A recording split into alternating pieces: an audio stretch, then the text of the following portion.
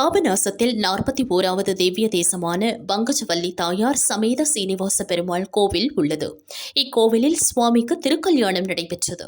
விழாவையொட்டி சுதர்சன ஹோமம் நடந்தது. பெண்கள் சீர்வரிசை எடுத்து வந்து ஆகம முறைப்படி திருக்கல்யாணம் நடத்தப்பட்டது. திரளான பக்தர்கள் திருக்கல்யாணத்தில் பங்கேற்றனர்.